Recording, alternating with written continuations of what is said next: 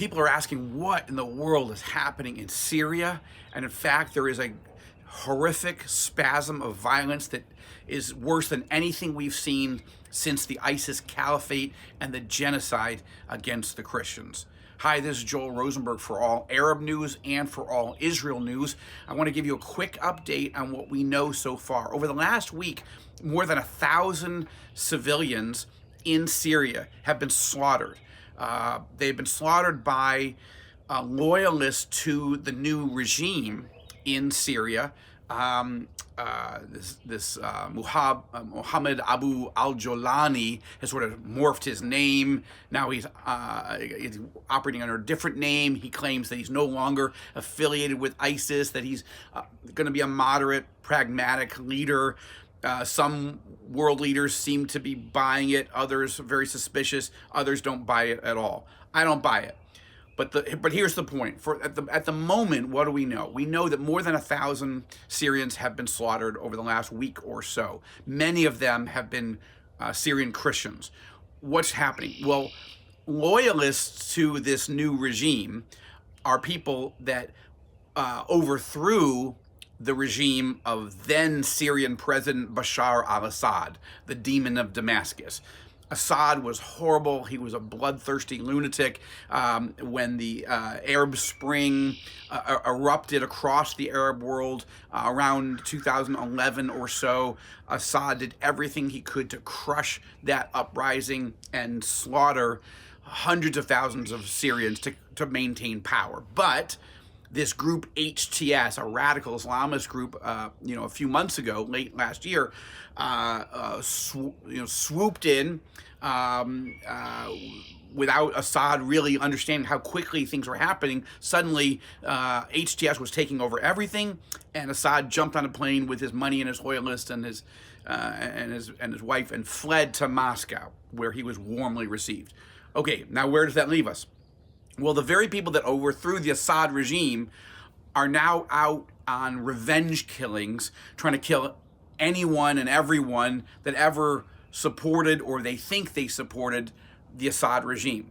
Why are Christians being targeted? Well, partly the Christians of Syria are being targeted because they're Christians, right? Because they are loyal and faithful followers of Jesus Christ, and the radical Islamists hate them.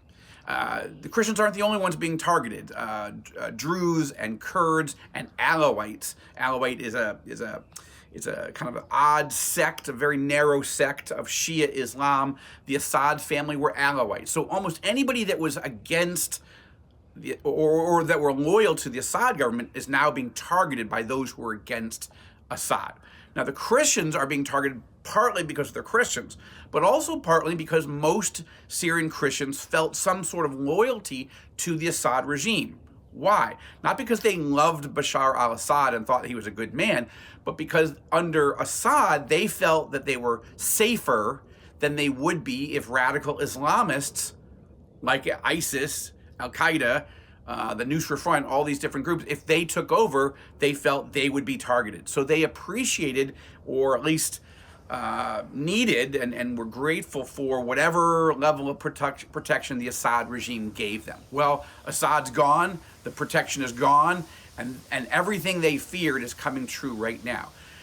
Now, you have to know one other important fact, and that is that before the Arab Spring, there were about 1.3 million Christians in Syria. Now, I can't tell you if they all are born again, true followers of Jesus Christ, but they identified as Roman Catholics or Syrian Orthodox or Greek Orthodox or one of the other Christian sects, or evangelicals, other Protestant groups.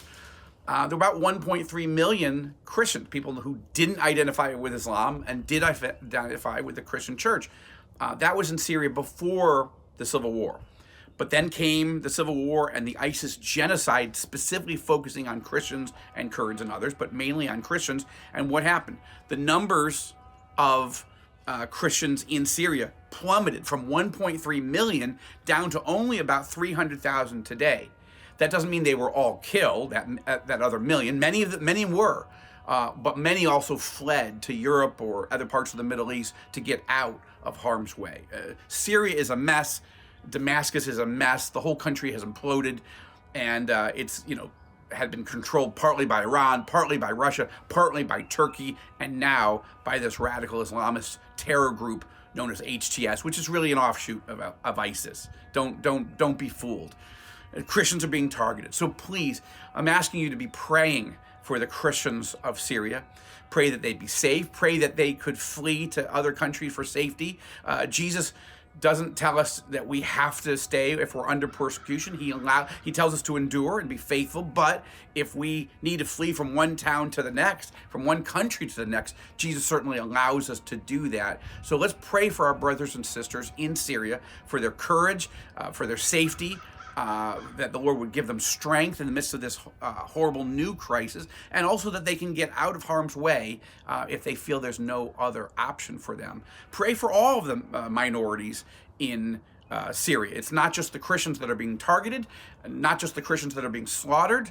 Again, Alawites, Kurds, Druze, and other minorities are being attacked as well. And I think every expectation would be this is going to get worse, not better, in the days and weeks ahead. Secretary of State Marco Rubio has issued a strong condemnation, but the Trump administration doesn't have a lot of levers. Israel's very concerned that this type of surge against the Christians and other minorities is going to create new instability on the Israel-Syrian border. Some Israeli officials are encouraging Prime Minister Netanyahu to intervene on behalf of some of these minorities. Is that in Israel's interest? Anyway, super complicated and super dangerous. So while the world is focusing on, and I'm focusing on Russia and Iran and China and Gaza, Syria is erupting again with new hardship, new sadness. So please be praying for the people of Syria, and particularly as a follower of Jesus Christ, I'm asking you to pray for the Christians of Syria. This is Joel Rosenberg, founder and editor-in-chief of all Arab news and all Israel news. God bless you. From Washington, I'll keep you posted.